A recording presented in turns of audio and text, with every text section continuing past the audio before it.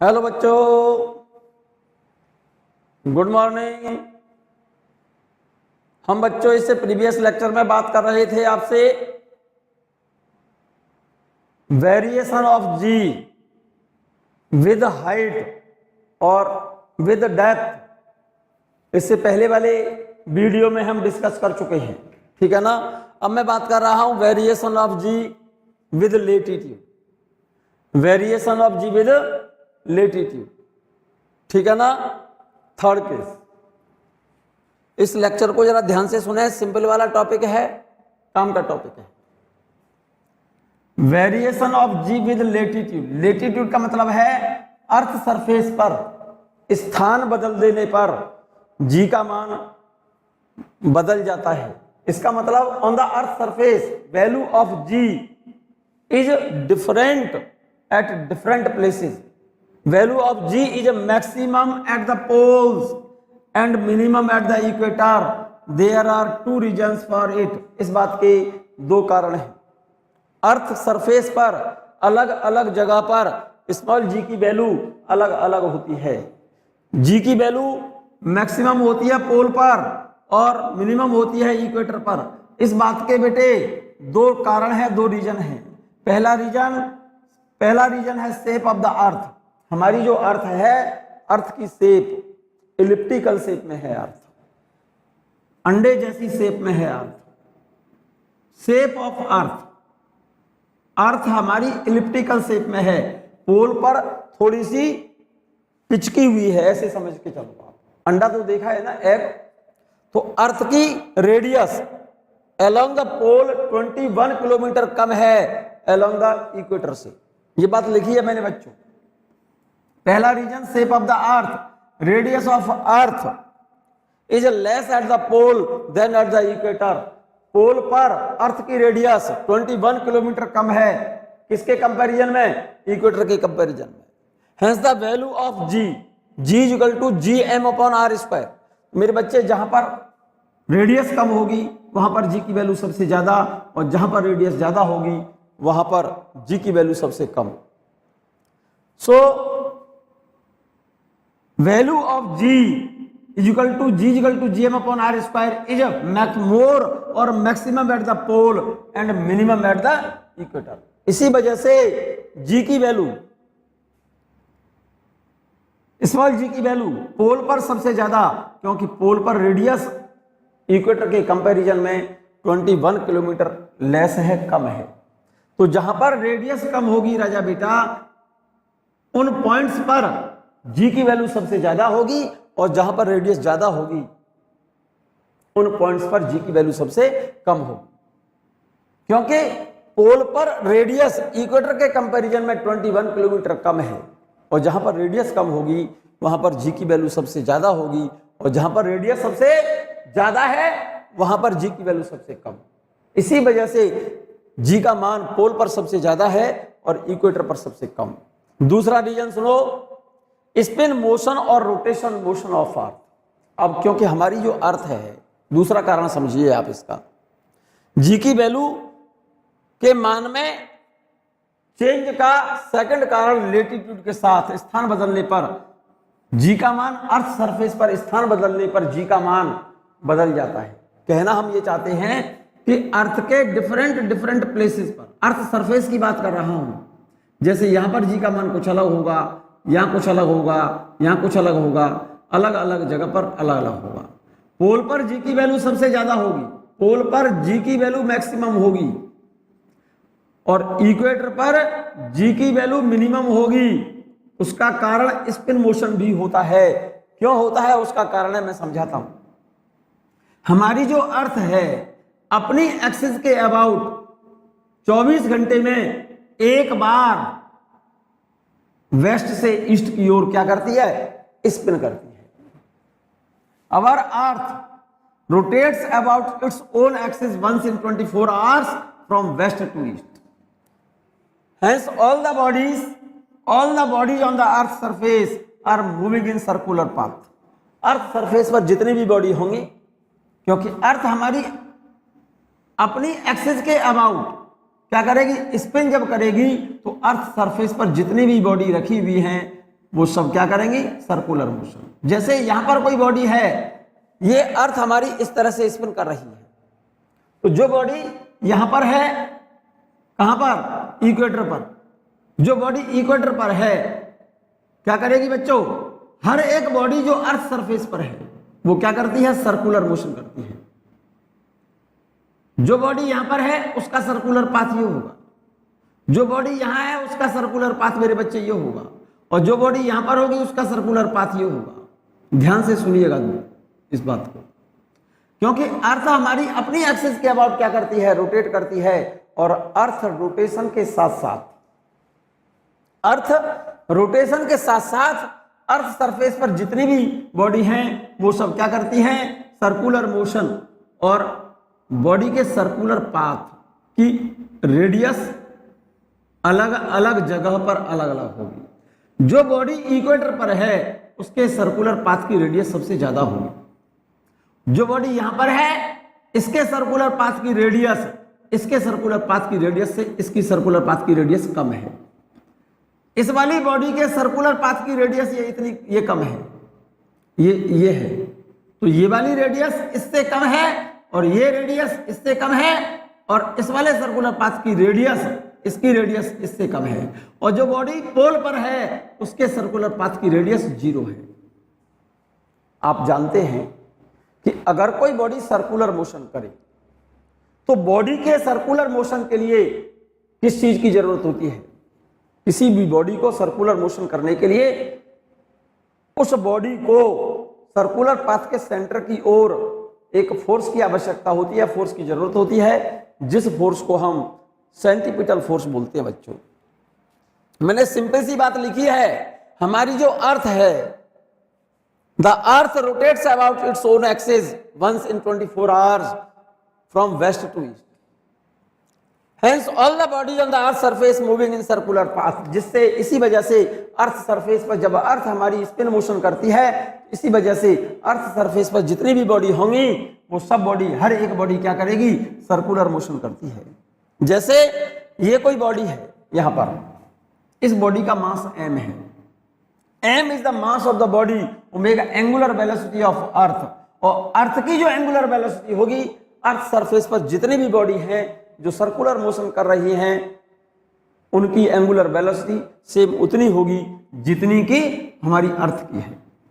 ठीक है ना, m is mass of body, omega angular velocity of earth, and r is the distance of body from axis. Small r distance of body from axis, इस body की इस axis से distance है।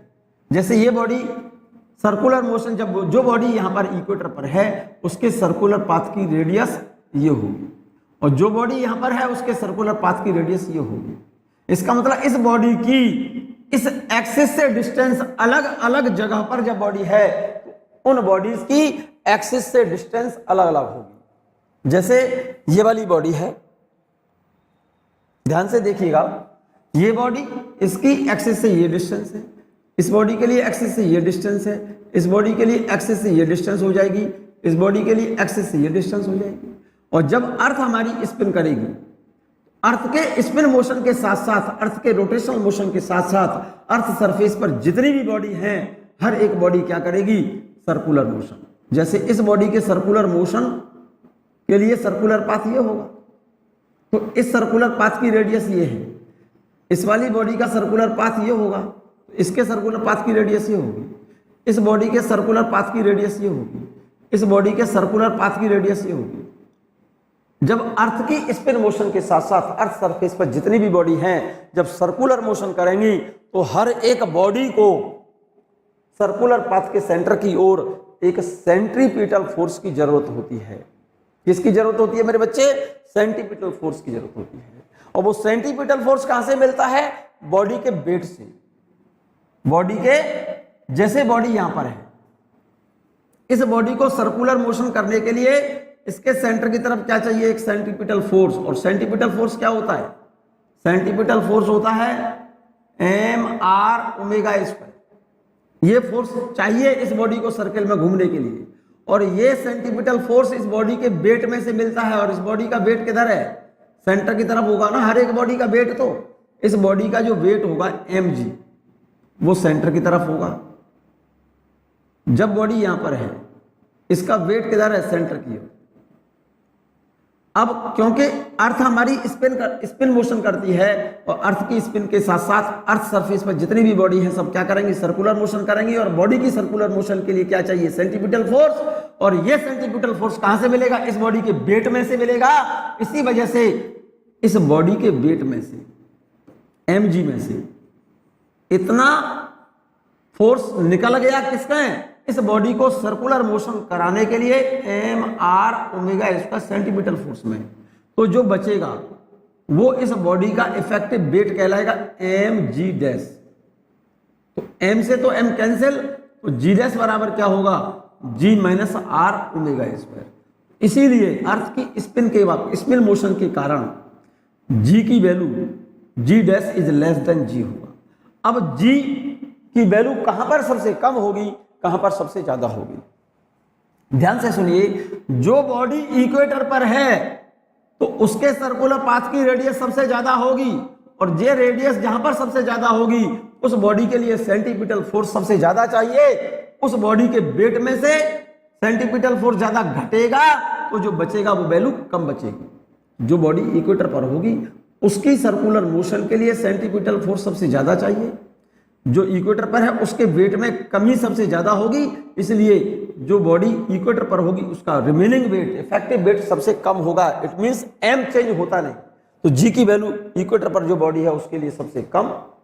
और जो बॉडी पोल पर है, क्योंकि जो बॉडी पोल पर होगी उसके सर्कुलर पाथ की रेडियस क्या होगी, जो इक्वेटर पर है उसकी रेडियस ये रही। यहां पर बॉडी है तो उसके सर्कुलर पाथ की रेडियस ये है, यहां पर बॉडी है उसके सर्कुलर पाथ की रेडियस ये है, यहां पर जो बॉडी है उसके सर्कुलर पाथ की रेडियस ये है। एक्सिस से डिस्टेंस लेंगे ना हम, और जो बॉडी यहां पर है, जो बॉडी यहां पर है तो इसके सर्कुलर पाथ की रेडियस तो 0 होगी ना मेरे बच्चे, इसके सर्कुलर पाथ की रेडियस 0 होगी। तो जो पोल पर जो बॉडी होगी उसके लिए कितना सेंटीपिटल फोर्स चाहिए, mr⍵²। r यहां पर 0 है, तो सेंटीपिटल फोर्स जो बॉडी पोल पर है उसके लिए सेंटीपिटल फोर्स की जरूरत नहीं होगी। और जो बॉडी पोल पर है जब उसके लिए सर्कुलर मोशन के लिए सेंटीपिटल फोर्स की जरूरत नहीं है, तो यहां पर बॉडी का जो इफेक्टिव वेट होगा mg डैश बराबर mg माइनस mr⍵² की जगह पर क्या लिखोगी 0, m से m कट जाएगा। तो g डैश की वैल्यू पोल पर सबसे ज्यादा होगी और इक्वेटर पर g की वैल्यू सबसे कम, g माइनस ये r की जगह पर क्या लिखा जाएगा, इसकी रेडियस लिखी जाएगी ये वाली कैपिटल R। इस बात को एक बार नहीं बच्चों, 2 बार सुनो, 3 बार सुनो, 4 बार सुनो, 5 बार सुनो, और बार बार सुनो और एक बार लिख के देखो, आपको समझ आएगी बात। दूसरा कारण जी के मान में चेंज का, इक्वेटर पर जी की वैल्यू सबसे कम होती है, पोल पर सबसे ज्यादा होती है। दूसरा रीजन उसका ये है, हमारी जो अर्थ है स्पिन मोशन करती है, स्पिन मोशन को हम रोटेशन मोशन भी कहते हैं। द अर्थ और our earth rotates about its own axis once in 24 hours from west to east. हमारी जो अर्थ है अपनी खुद की एक्सिस के अबाउट 24 घंटे में एक बार वेस्ट से ईस्ट की ओर क्या करती है, स्पिन करती है। Hence all the bodies on the earth surface are moving in circular path। इसी वजह से अर्थ सरफेस पर जितनी भी वस्तु रखी हुई हैं, जितनी भी बॉडीज हैं, जितने भी ऑब्जेक्ट अर्थ सरफेस पर हैं, वे सब क्या करते हैं, सर्कुलर मोशन करते हैं। मान लो अर्थ सरफेस पर जो बॉडी रखी है उसका मास स्मॉल m, अर्थ की एंगुलर वेलोसिटी ओमेगा, तो बॉडी की भी एंगुलर वेलोसिटी क्या होगी, सेम होगी। Angular velocity of earth at all places, इस अर्थ की जो एंगुलर वेलोसिटी है, यहां पर जो बॉडी है उसकी भी एंगुलर वेलोसिटी वही है जो अर्थ की है, यहां पर जो बॉडी है उसकी भी एंगुलर वेलोसिटी वही है जो अर्थ की है, और जो पोल पर बॉडी है उसकी भी एंगुलर वेलोसिटी वही होगी जो अर्थ की है। ठीक है ना।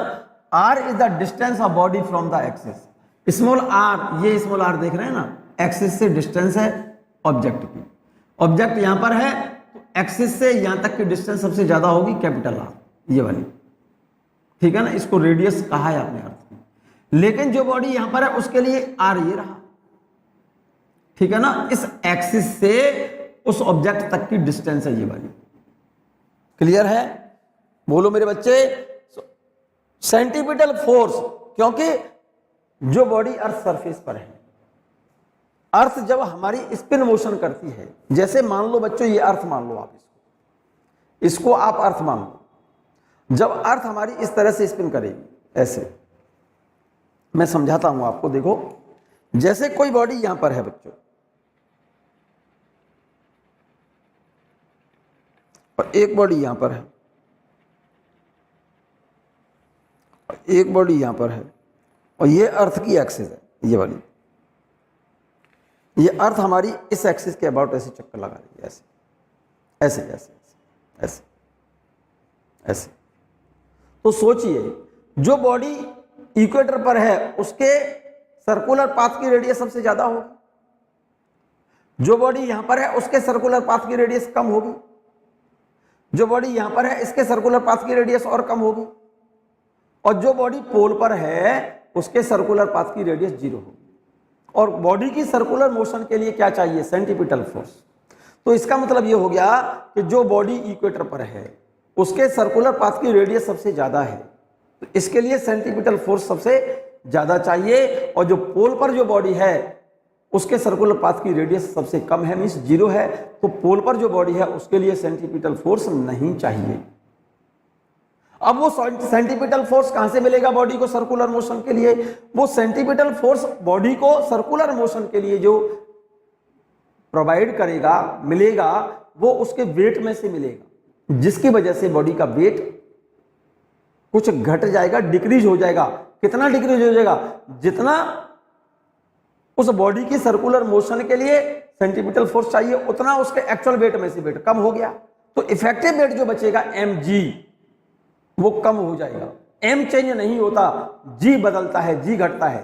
तो सेंट्रीपिटल फोर्स इक्वेटर पर जो बॉडी है उसके लिए सेंट्रीपिटल फोर्स सबसे ज्यादा चाहिए, तो इक्वेटर पर जो बॉडी है उसके लिए सेंट्रीपिटल जब फोर्स सबसे ज्यादा चाहिए, तो जो बॉडी इक्वेटर है उसका वेट सबसे ज्यादा घट जाएगा। वो वेट घट करके क्या बचेगा? कम बचेगा। इसीलिए जो बॉडी इक्वेटर पर है उसके लिए, जो बॉडी इक्वेटर पर है उसके लिए सेंट्रीपिटल फोर्स जब सबसे ज्यादा चाहिए, तो उसके वेट में जो कमी आएगी सबसे ज्यादा होगी, वेट घट घट कर सबसे कम बचेगा। कहां पर? इक्वेटर पर।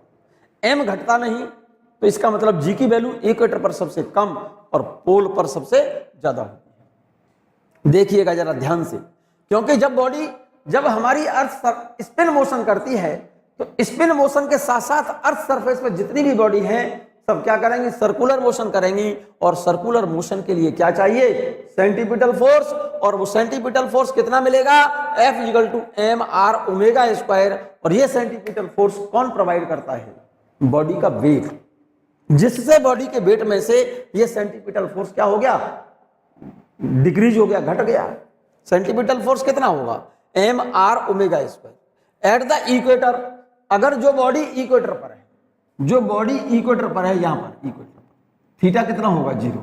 अगर बॉडी इक्वेटर पर है तो इस r की वैल्यू क्या होगी? कैपिटल R के बराबर।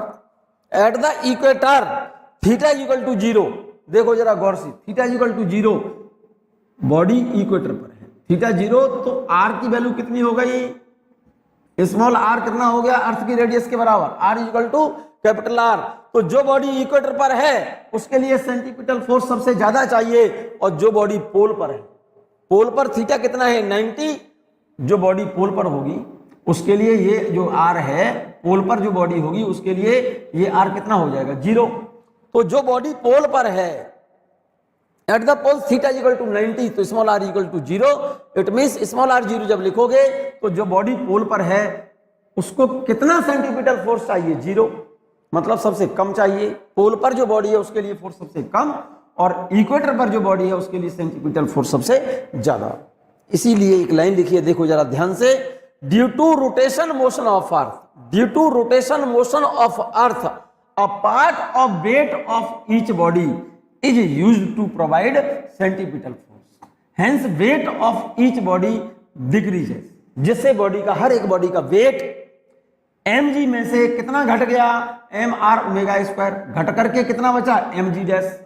m से m कैंसिल, क्योंकि मास चेंज नहीं होता। Due to which weight of body decrease, यही लिखा है क्या बेटा? ड्यू टू स्पिन मोशन और rotational motion of earth a part of weight of body each body is used to provide centripetal force and weight of each body decreases due to which, क्या बेटा, small जी decrease, क्या मेरे बच्चे बेटे, due to decrease in weight, क्योंकि weight जब घट रहा है एम घटता नहीं, जिसकी वजह से जी घटेगा। Due to decrease in weight M g, value of small ji decrease because mass does not change everywhere except at the pole. फिर से समझ लो इस बात को, क्योंकि हर एक बॉडी, अर्थ सरफेस पर जितनी भी बॉडी हैं, अर्थ की स्पिन मोशन के साथ साथ अर्थ सरफेस पर जितनी भी बॉडी हैं सब क्या करती हैं, स्पिन मोशन करती हैं। और अर्थ की स्पिन मोशन के साथ साथ अर्थ सरफेस पर जितनी बॉडी होंगी वो क्या करेंगी, सर्कुलर मोशन। भाई अर्थ तो करेगी हमारी स्पिन मोशन, और अर्थ के स्पिन के साथ साथ अर्थ सरफेस पर जितनी भी बॉडी हैं सब क्या करेंगी, सर्कुलर मोशन। और बॉडी की सर्कुलर मोशन के लिए क्या चाहिए, सेंट्रीपिटल फोर्स, कितना, एम आर ओमेगा स्क्वायर। जो बॉडी इक्वेटर पर होगी उसके लिए सेंट्रीपिटल, क्योंकि थीटा जीरो, आर की वैल्यू कितनी हो गई, देखो जो बॉडी इक्वेटर पर है तो थीटा जीरो, तो इस स्मॉल आर की वैल्यू कैपिटल आर के बराबर हो जाएगी, कैपिटल आर के बराबर हो जाएगी। तो जो बॉडी इक्वेटर पर है उसके लिए centripetal force F equal to M, small R की जगह पर capital R into omega square. तो बॉडी जो इक्वेटर पर है वहां पर सेंट्रीपिटल फोर्स सबसे ज्यादा चाहिए। और जो बॉडी पोल पर है, जो बॉडी पोल पर होगी यहां पर, तो थीटा कितना हो गया, 90, और थीटा 90 हो गया तो स्मॉल आर की वैल्यू कितनी हो गई, 0 हो गई। जो पोल पर है थीटा की वैल्यू 90, तो आर कितना हो गया, 0। तो पोल पर जो बॉडी है उसके लिए सेंट्रीपिटल फोर्स कम से कम चाहिए, मीन्स नहीं चाहिए। So due to rotation motion of earth, due to rotation motion of earth, a part of weight of each body is used to provide centripetal force। क्योंकि अर्थ की स्पिन मोशन के कारण, अर्थ की spin motion के कारण हर एक बॉडी के wait में से कुछ भाग उसके सेंट्रीपिटल फोर्स प्रोवाइड कराने में काम आएगा।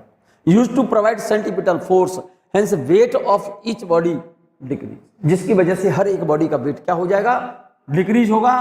कितना, एम जी में से एम आर ओमेगा स्क्वायर घट गया तो कितना बचा, M G dash. Due to decrease in weight, M G घटा है ना, क्योंकि एम जी में से घट रहा है कितना, M R M square, M are omega square. Due to decrease in weight, value of small ji decrease. भाई वेट घट रहा है, वेट में से इतनी वैल्यू सबट्रैक्ट हुई, एम जी कम हो रहा है, एम घटता नहीं, एम तो सेम रहेगा, तो वैल्यू किसकी घटेगी, जी की वैल्यू घटेगी, एम क्या रहेगा, कांस्टेंट रहेगा, ठीक है ना। एवरीवेयर क्या बेटा, value, so value of G decrease everywhere except at the pole. G की वैल्यू हर जगह पर घटेगी केवल पोल को छोड़कर, जी की वैल्यू हर जगह पर घटेगी केवल किसको छोड़कर, पोल को छोड़कर। पोल पर जी की वैल्यू नहीं घटती, इसी वजह से पोल पर जी की वैल्यू सबसे ज्यादा होती है। Centripetal force is maximum at the equator. Centripetal force कहां पर सबसे ज्यादा चाहिए, मैक्सिमम कहां पर, इक्वेटर पर, and minimum at the pole, and minimum at the pole. Centripetal force कहां सबसे ज्यादा चाहिए, centripetal force is maximum at the equator and minimum at the pole, hence decrease in value of ji is maximum at the equator and minimum at the pole, therefore value of small g is minimum at the equator and maximum at the pole. Simple सी बात है, फिर से समझ लो क्या, क्योंकि अर्थ हमारी क्या करती है, स्पिन करती है। अर्थ की स्पिन मोशन के साथ साथ अर्थ सरफेस पर जितनी भी बॉडी हैं वो क्या करेंगी, सर्कुलर मोशन। अब जरा आराम से सोचिए, जो बॉडी मेरे बच्चे कहां पर है, इक्वेटर पर है, उसके लिए सर्कुलर मोशन के लिए सेंट्रीपिटल फोर्स सबसे ज्यादा चाहिए, क्योंकि जो बॉडी इक्वेटर पर है उसके सर्कुलर पाथ की रेडियस सबसे ज्यादा है। तो सेंट्रीपिटल फोर्स जो यहां पर बॉडी है, कहां पर, इक्वेटर पर, इक्वेटर पर जो बॉडी है, इक्वेटर पर सेंट्रीपिटल फोर्स सबसे ज्यादा चाहिए, कितना, एम आर ओमेगा स्क्वायर, ये मैक्सिमम है। और यहां पर जो बॉडी का वेट है वो कितना है, एम जी। तो ये सेंट्रीपिटल फोर्स काय में से मिल रहा है, वेट में से, जिसकी वजह से बॉडी का वेट घट जाएगा। एम जी में से ये वैल्यू कम हो गई, minus M are omega square. तो अब इक्वेटर पर ये वैल्यू सबसे ज्यादा है, मैक्सिमम वैल्यू है, और ज्यादा वैल्यू, इसमें से ज्यादा वैल्यू सब्ट्रैक्ट करोगे तो पोल पर जो वैल्यू बचेगी एम जी डैश m तो बदलता नहीं, तो g डैश पोल पर क्या हो गया, g dash equal to g minus r omega square. तो g की वैल्यू सबसे कम रहेगी कहां पर, पोल पर, वो इक्वेटर पर। इक्वेटर पर सेंटीपिटल फोर्स सबसे ज्यादा चाहिए, g के मान में जो कमी आएगी वो सबसे ज्यादा आएगी कहां पर, इक्वेटर पर। इसीलिए इक्वेटर पर g का मान सबसे कम बचेगा, कितना, g minus r omega square. लेकिन पोल पर सेंटीपिटल फोर्स नहीं चाहिए, पोल पर सेंटीपिटल फोर्स नहीं चाहिए। तो पोल पर बॉडी के वेट में से कितनी कमी आएगी, mg में से कितना घटाएगा, 0, कितना बचेगा, mg डैश, m से m कैंसिल, ये तो 0 है। तो पोल पर g की वैल्यू सबसे ज्यादा और इक्वेटर पर g की वैल्यू सबसे कम। अगर कोई बॉडी पोल और इक्वेटर के बीच में कहीं है, लेटीट्यूड एंगल कितना है, थीटा है, ये एंगल कितना है, थीटा। अगर कोई बॉडी यहां पर है तो इसका इफेक्टिव वेट क्या होगा, इस बॉडी का इफेक्टिव वेट क्या होगा, जरा ध्यान से देखो। जो बॉडी पोल और इक्वेटर मींस इन दोनों के बीच में कहीं लेटीट्यूड एंगल इसका थीटा है, तो इस बॉडी का इफेक्टिव वेट क्या होगा भाई। जब बॉडी यहां पर है तो इसका वेट किधर होगा, toward the centre of earth. इस बॉडी के लिए सेंटीपिटल फोर्स कितना चाहिए, ये चाहिए M F equal to M are omega square. तो जो बॉडी यहां पर है इसके लिए इसका इफेक्टिव वेट क्या हुआ, M G dash equal to, इसका ये वेट कितना है, M G minus centripetal force चाहिए इधर कितना, एम आर ओमेगा स्क्वायर। तो ये सेंटीपिटल फोर्स इधर है ना, तो इस वेट में से ये वैल्यू कैसे सब्ट्रैक्ट कर सकते हो आप भाई, इस फोर्स की वैल्यू तो एम आर ओमेगा स्क्वायर है, ये इस डायरेक्शन में, और वेट किधर है, टुवर्ड द सेंटर। बहुत इंपॉर्टेंट फॉर्मूला निकाल रहा हूं, सेंटर पर। और ये जो सेंटीपिटल फोर्स बॉडी की सर्कुलर मोशन के लिए मिलेगा, काय में से मिलेगा, वेट में से। वेट तो कितना है, एम जी किधर, सेंटर की तरफ।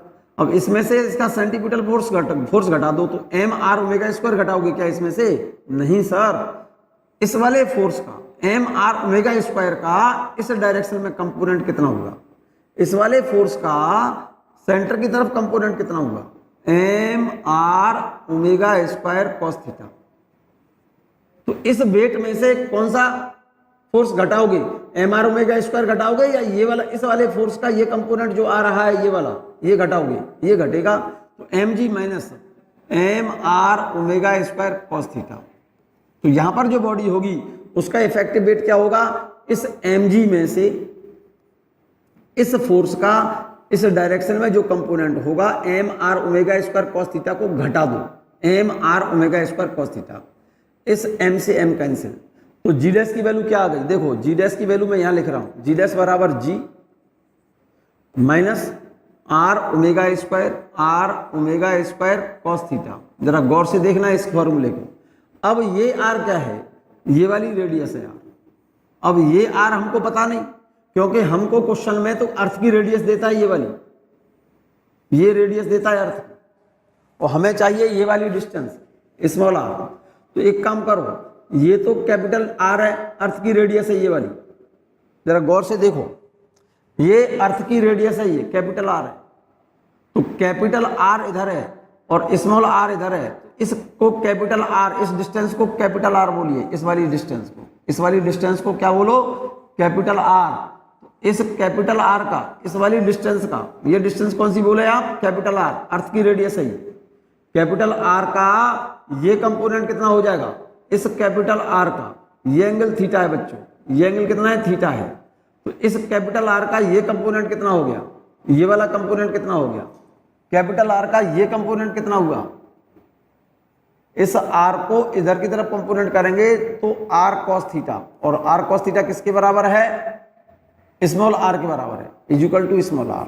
तो इस स्मॉल r की जगह पर R cos थीटा लिख दो यहां से। तो g डैश की वैल्यू कितनी हो गई, देखो g डैश बराबर g माइनस इस r की जगह पर R cos थीटा लिखोगे, R cos थीटा, तो रिजल्ट आ गया R omega square cos theta, और ये cos थीटा, ये cos स्क्वायर थीटा हो गया।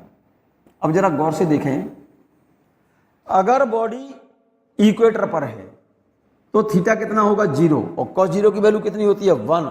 तो इक्वेटर पर जो बॉडी होगी उसके लिए g डैश की वैल्यू कितनी होगी, इक्वेटर पर जो बॉडी है, इस वाली बॉडी, इक्वेटर पर जो बॉडी होगी उसके लिए जी डैश की वैल्यू होगी जी माइनस आर ओमेगा स्क्वायर, क्योंकि कॉस जीरो की वैल्यू 1 होती है। और जो बॉडी पोल पर है उसके लिए थीटा कितना हो जाएगा 90, और कॉस 90 की वैल्यू कितनी होती है 0, तो ये पूरी वैल्यू हो जाएगी 0, तो जी डैश की वैल्यू होगी जी के बराबर। Hence value of ji is maximum at the pole and minimum at the equator. कोई डाउट? चलिएगा फिर से समझो बच्चों इसी बात को। देखो यहां पर मैंने लेटीट्यूड थीटा एंगल पर लिया है मैंने, एट द लेटीट्यूड थीटा, मतलब कोई बॉडी यहां पर है थीटा एंगल पर, मतलब इस बॉडी का पोजीशन वेक्टर इसकी इक्वेटर से एंगल थीटा बना रहा है, तो इसको लेटीट्यूड एंगल बोलते हैं बच्चों हम। कौन सा? Latitude angle. अगर इक्वेटर से एंगल लेते हैं तो लेटीट्यूड बोलते हैं, और एक्सिस से, ये एक्सिस है, इस एक्सिस से ये वाला एंगल लेंगे तो इसे एल्टीट्यूड एंगल बोलते हैं। किससे? इक्वेटर से अगर एंगल लेंगे तो इस एंगल को लेटीट्यूड एंगल थीटा बोलेंगे। क्लियर है? तो जो बॉडी यहां पर है तो इस बॉडी का वेट किधर है? इधर। फोर्स किधर है? इधर, सेंटीपिटल फोर्स। तो इस बॉडी का इफेक्टिव वेट कैसे निकालेंगे? लेटीट्यूड थीटा एंगल पर। तो इसके वेट में से सेंटीपिटल फोर्स घटा दो, तो सेंटीपिटल फोर्स इधर की तरफ कितना है? M are omega square. तो लेकिन मुझे एम आर स्क्वायर का ये कंपोनेंट चाहिए, ये कंपोनेंट इस एफ का ये वाला कंपोनेंट चाहिए, एफ कॉस थीटा, और एफ की जगह पर क्या लिखेंगे? M are omega square. तो इफेक्टिव वेट हो गया बेटे लेटीट्यूड पर एम जी में से M are omega square cos theta मैंने घटा दिया। कॉस थीटा में क्यों लिखा मैंने बच्चों? क्योंकि इस एफ का, इस वाले एफ का ये कंपोनेंट एफ कॉस थीटा होगा।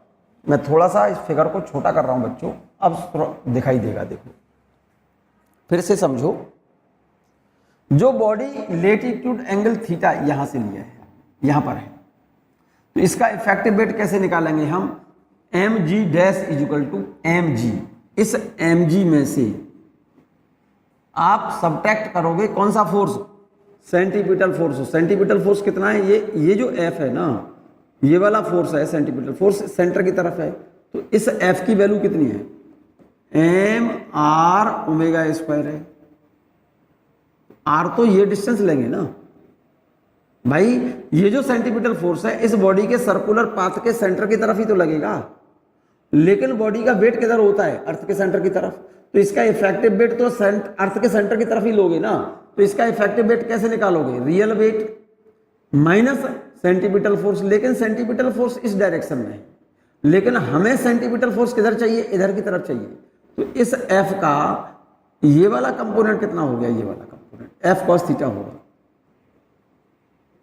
और एफ की वैल्यू कितनी है? M are omega square. तो ये कंपोनेंट कितना हो गया? M are omega square cos theta. तो यहां पर जो बॉडी है उसका इफेक्टिव वेट कितना हुआ? एम जी में से इतना कम कर दो, क्योंकि एम जी में से इतना तो काम आ गया किसके? सर्कुलर मोशन के लिए, इस बॉडी के सर्कुलर मोशन के लिए सेंटीपिटल फोर्स प्रोवाइड करने में। तो यहां पर इफेक्टिव वेट कितना बचा? M G minus M are omega square cos theta. अब आपने M are omega square cos theta क्यों लिखा? क्योंकि F M are omega square है इस सेंटर की तरफ, हमें चाहिए इस सेंटर की तरफ। तो इस एफ का ये कंपोनेंट एफ कॉस थीटा हुआ, और एफ की जगह पर एम आर ओमेगा स्क्वायर मैंने यहां लिख लिया है। इस एम जी में से ये सब्ट्रैक्ट कर दिया मैंने, तो ये बचा M are omega square cos theta. यहां तक तो क्लियर है बात बच्चों? यहां तक बात क्लियर है? अब इस फॉर्मूले को जरा गौर से देखो, इस m से ये m कैंसिल, आराम से देखो, तसल्ली से, कोई जल्दबाजी नहीं है हमें, बिल्कुल जल्दबाजी नहीं है। जल्दबाजी करेंगे तो समझ नहीं आएगा आपको। तो यहां पर जी डैश बराबर g minus are omega square cos theta, ये रहा जी डैश बराबर g minus are omega square cos theta. अब स्मॉल आर क्या है? ये जो स्मॉल आर है, ये वाली डिस्टेंस, ये स्मॉल आर क्या है जरा गौर से देखो। इसमें इस वाले इस बॉडी के लिए इस सर्कुलर पाथ की रेडियस है, ये इस एक्सिस से यहां तक की डिस्टेंस है, और ये क्वेश्चन में डिस्टेंस देगा नहीं आपको, आपको रेडियस देगा अर्थ की ये वाली, और ये लेटीट्यूड एंगल देगा थीटा, और ये देगा रेडियस। तो इस रेडियस आर का, इस आर का ये कंपोनेंट कितना होगा?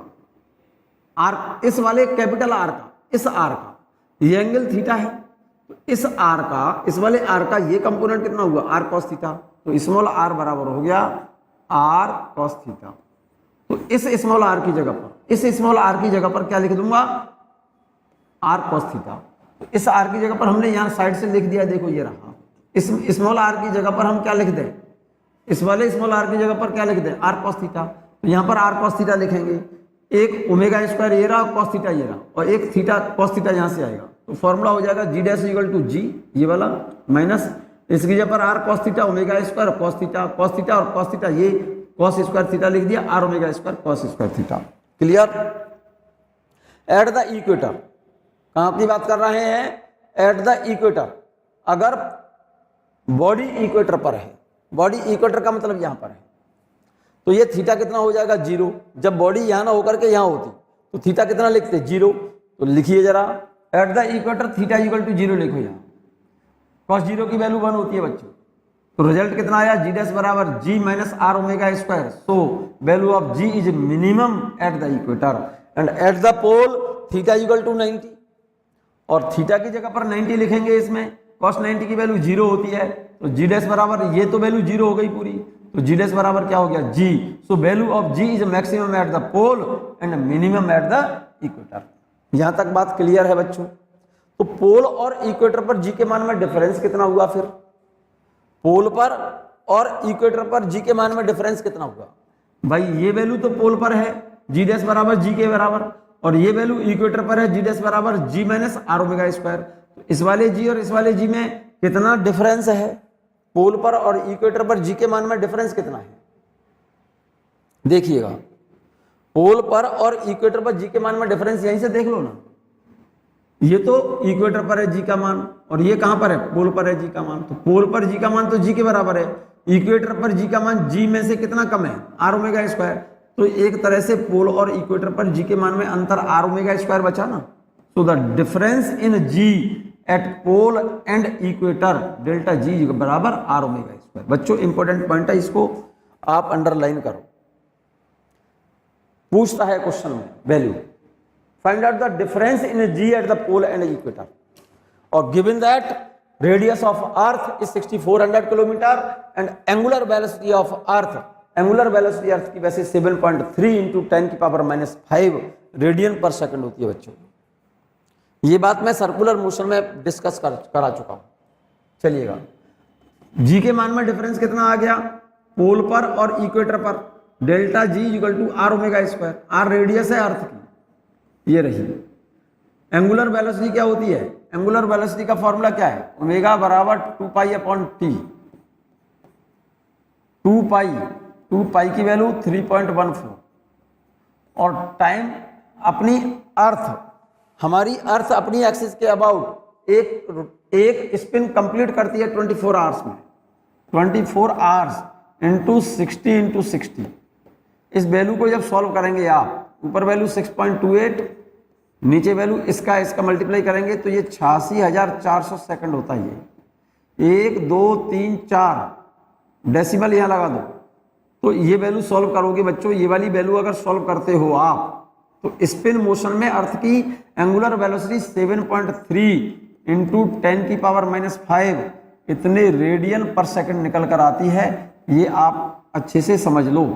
अर्थ की अपनी एक्सिस के अबाउट जब अर्थ स्पिन करती है तो उसकी एंगुलर वेलोसिटी 7.3 इंटू 10⁻⁵ रेडियन पर सेकंड होती है। इस वैल्यू की मुझे कई जगह पर जरूरत पड़ेगी, तो आप इसको चाहते हो तो तैयार याद रखना। जी के मान में चेंज कितना आ गया आप देखो।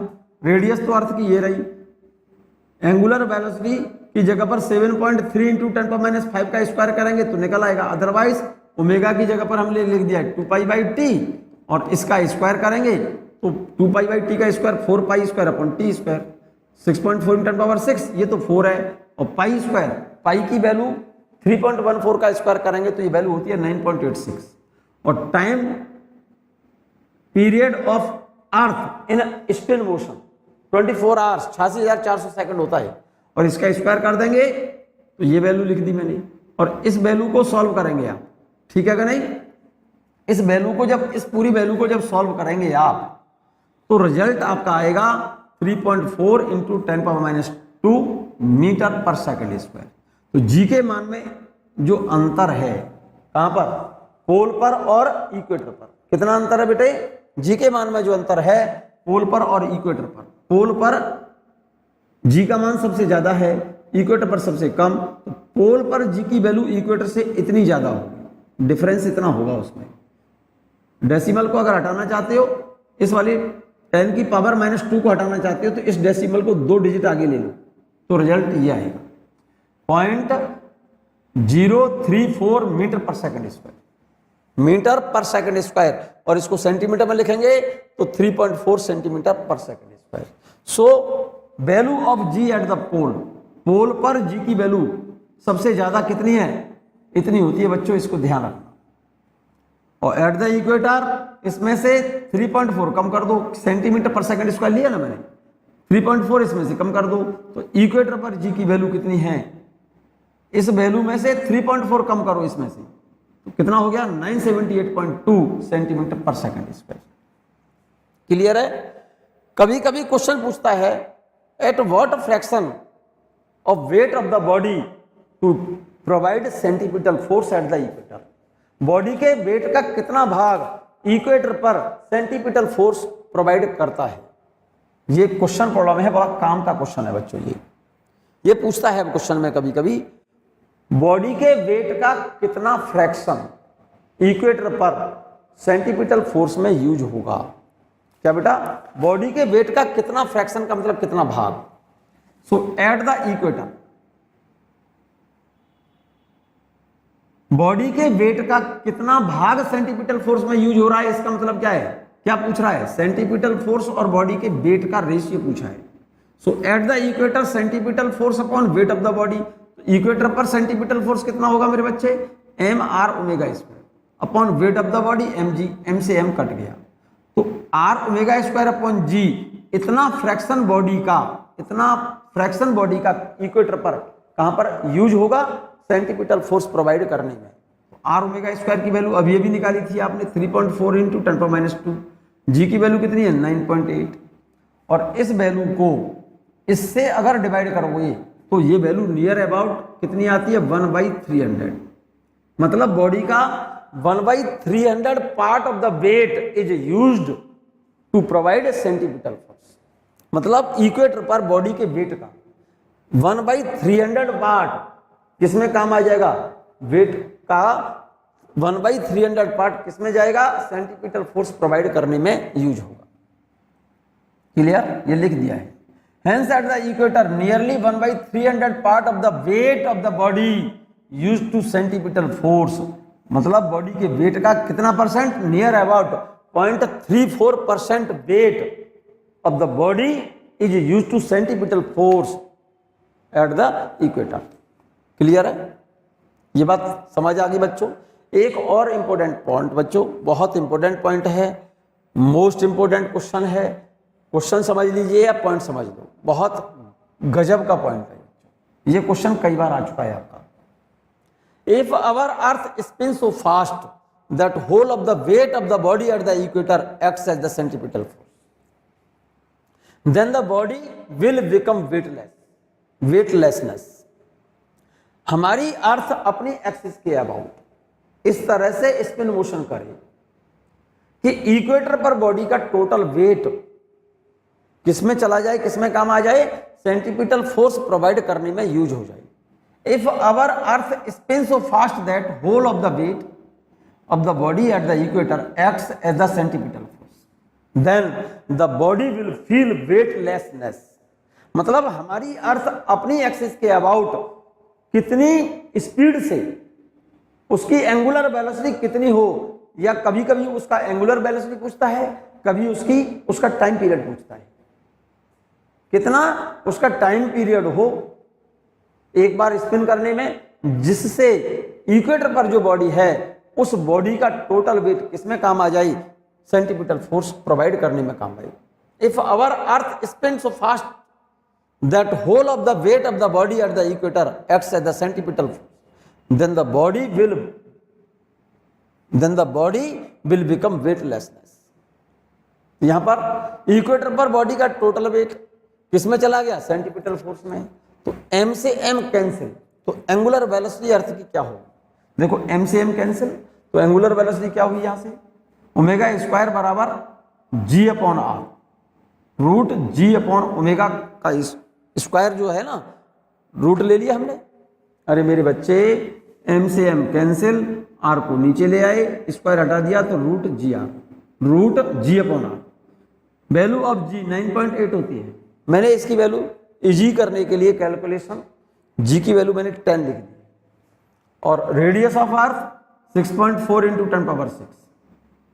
अरे भाई ओमेगा की वैल्यू रूट जी अपॉन आर, जी की वैल्यू 10 लिख दी मैंने, जी की वैल्यू 10 लिख दी है, और रेडियस ऑफ अर्थ इसको सॉल्व कर लें। ठीक है, कैसे सॉल्व करोगे बच्चों, रूट इस डेसिमल को हटा करके जीरो ले जाओ ऊपर, 2 जीरो हो गए, नीचे 64, 10 पावर 6 है, 10 पावर 6 को ऊपर ले जाओगे तो 10 की पावर कितना हो जाएगा, 10 की पावर 6 को ऊपर ले जाओ, 10 की पावर -6 हो जाएगा, 10 की पावर -6, 2 जीरो यहाँ से कम करो तो रिजल्ट कितना आया ऊपर, 10 की पावर -2, रूट से बाहर आएगा, 64 का 8 आएगा, तो ये वैल्यू हो गई 1/800 रेडियन पर सेकंड। कितनी स्पिन करने की एंगुलर वेलोसिटी कितनी हो उसकी, अर्थ की 1/800 रेडियन पर सेकंड हो, तो इक्वेटर पर बॉडी का टोटल वेट किसमें काम आ जाएगा, सेंट्रीपिटल फोर्स प्रोवाइड करने में काम चला जाएगा। उस केस में अर्थ का टाइम पीरियड कितना होगा, ओमेगा बराबर होता है 2π/t, जानते होंगे आप। ओमेगा बराबर क्या होता है, एंगुलर वेलोसिटी ओमेगा की वैल्यू आई है 1/800, और ओमेगा बराबर होता है 2π/t, तो time period of earth in spin motion t equal to 2π/ओमेगा। ओमेगा कितना निकला है मेरे बच्चे, 1/800 निकला है।